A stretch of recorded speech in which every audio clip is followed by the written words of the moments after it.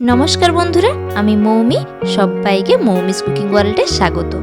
আজকে আমি নিয়ে চলে এসেছি নতুন ধরনের একটা রেসিপি। অনুষ্ঠান বাড়িতে ভেজ ডাল বা সবজি ডাল কিভাবে রান্না হয়। আর এই রেসিপিটি যদি আপনাদের ভালো লাগে তাহলে অবশ্যই একটা লাইক এবং অনেক অনেক অনেক শেয়ার করবেন। আর যারা নতুন বন্ধু এখন আমার চ্যানেল সাবস্ক্রাইব করেননি তারা ফটাফট আমার চ্যানেলটি সাবস্ক্রাইব করে দেবেন, যাতে সবার আগে আমার সমস্ত নতুন নতুন রেসিপি আপনাদের কাছে পৌঁছে যায়। অনুষ্ঠান বাড়ির ভেজ ডালের জন্য আমি প্রথমে মিডিয়াম সাইজের ফুলকপি, একটা বিনস আমি এইভাবে ছোট ছোট করে কেটে নিয়েছি এবং দুটো মিডিয়াম সাইজের গাজরকেও আমি এইভাবে ছোট ছোট করে কেটে নিয়েছি। এর সঙ্গে নিয়েছি 1 কাপ মতো মটরশুঁটি আর নিয়েছি একটা মিডিয়াম সাইজের টমেটো কুচি।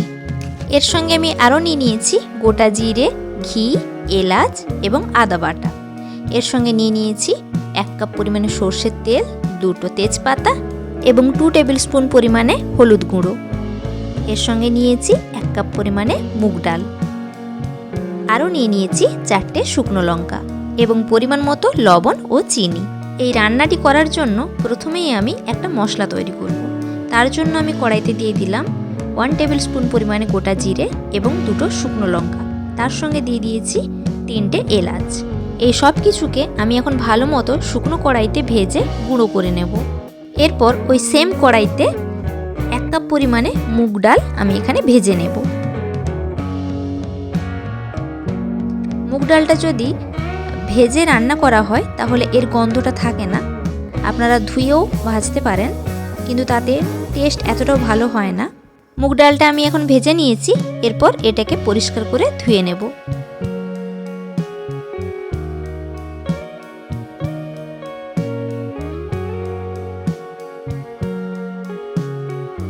আমি এখানে ভাজার পরে ধুয়ে নিয়েছি। আপনারা চাইলে প্রথমে ধুয়েও পরে ভাজতে পারেন।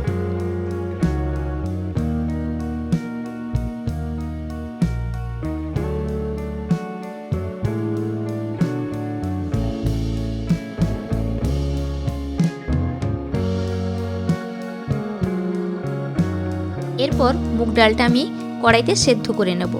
তার জন্য মুগ ডালে প্রথমে আমি পরিমাণ মতো জল এবং লবণ ও হলুদ গুঁড়ো দিয়ে দিলাম।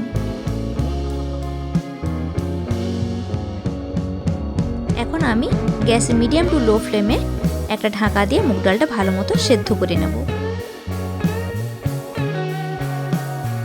দেখুন বন্ধুরা, আমি মুগ ডালটা সেদ্ধ করে নিয়েছি। এরপর কড়াইতে বেশ কিছুটা পরিমাণ সর্ষের তেল দিয়ে দিলাম এবং তার সঙ্গে হাফ টিস্পুন পরিমাণে ঘি অ্যাড করলাম। এখন আমি একে একে সমস্ত সবজিগুলো ভেজে নেব। প্রথমেই আমি দিয়ে দিলাম কেটে ধুয়ে রাখা ফুলকপিগুলো এবং তার সঙ্গে দিয়ে দিলাম কেটে ধুয়ে পরিষ্কার করে রাখা গাজর এবং এর সঙ্গে আরও অ্যাড করলাম কেটে ধুয়ে পরিষ্কার করে রাখা বিনস। ভাজার জন্য আমি এখানে 1/4 টিস্পুন লবণ এবং 1/4 টিস্পুন হলুদ গুঁড়ো অ্যাড করলাম।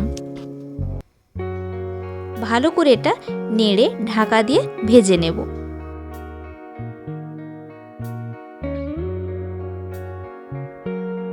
সবজিটা ভাজার সময় আমি গ্যাসের ফ্লেম মিডিয়াম টু লোতে রেখেছি।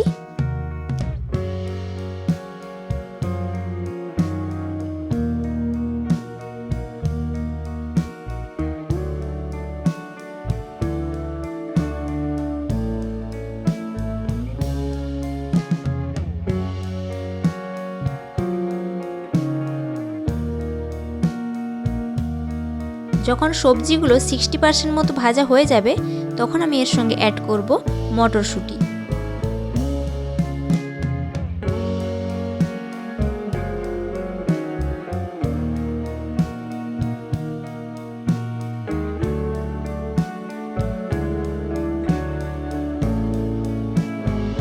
সমস্ত সবজি ভালো করে ভাজা হয়ে গেছে।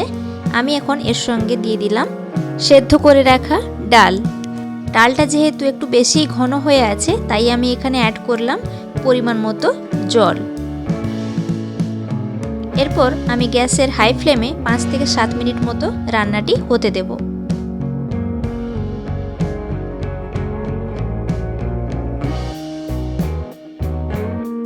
দেখুন বন্ধুরা, ডাল এবং সবজি ভালো মতো সেদ্ধ হয়ে গেছে। একটা পাত্রে এগুলোকে ঢেলে নিয়েছি। এখন আমি কড়াইতে প্রথমে কিছুটা পরিমাণ সর্ষের তেল দিয়ে দিলাম এবং তার সঙ্গে আমি হাফ টিস্পুন ঘি দিয়ে দিলাম এবং এর উপরে আমি দিয়ে দিলাম 3টে তেজপাতা, 2টো শুকনো লঙ্কা এবং 1 টিস্পুন মতো গোটা জিরে। এগুলোকে ভালো মতো তেলের ওপর নেড়ে এর সঙ্গে আমি অ্যাড করব 1 টেবিল স্পুন মতো আদা বাটা। আদা বাটা তেলের ওপর দেওয়ার পর আমি এর সঙ্গে অ্যাড করব একটা মিডিয়াম সাইজের টমেটো কুচি। এই সমস্ত কিছুকে আমি এখন তেলের ওপর মিডিয়াম টু লো ফ্লেমে ভেজে নেব।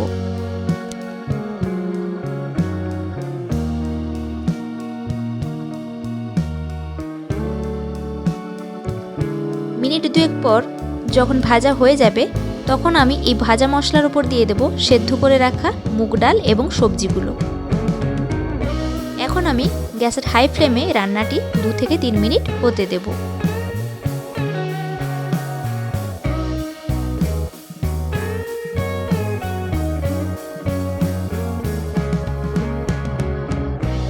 এখন আমি এখানে দিয়ে দিলাম 1 টিস্পুন মতো চিনি। চিনিটা অবশ্যই আপনারা নিজেদের পছন্দ মতো দেবেন। এই সময় অবশ্যই আপনারা লবণটাও চেক করে নেবেন। রান্নাটি প্রায় হয়ে এসছে, তাই আমি এখন এখানে দিয়ে দিলাম শাহি গরম মশলার গুঁড়ো এবং এর সঙ্গে আরও অ্যাড করলাম গোটা জিরে, এলাচ এবং শুকনো লঙ্কা ভেজে যে গুঁড়োটা করেছিলাম সেই মশলাটিও এখানে অ্যাড করে দিলাম। এখন রান্নাটি আমি 2 থেকে 3 মিনিট হতে দেব।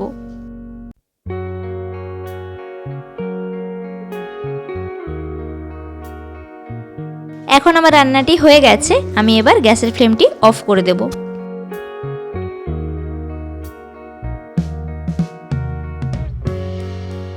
গরম ভাতের সঙ্গে বেগুন ভাজা এবং সবজি ডাল আমি এখন সার্ভ করছি। যদি আমার এই রেসিপিটা ভালো লাগে তাহলে অবশ্যই একটা লাইক এবং অনেক অনেক অনেক শেয়ার করবেন। আর যারা নতুন বন্ধু এখন আমার চ্যানেল সাবস্ক্রাইব করেননি তারা ফটাফট আমার চ্যানেলটি সাবস্ক্রাইব করে ফেলুন, যাতে সবার আগে আমার সমস্ত রান্নার ভিডিও আপনাদের কাছে পৌঁছে যায়। ভালো থাকবেন, সুস্থ থাকবেন। নমস্কার।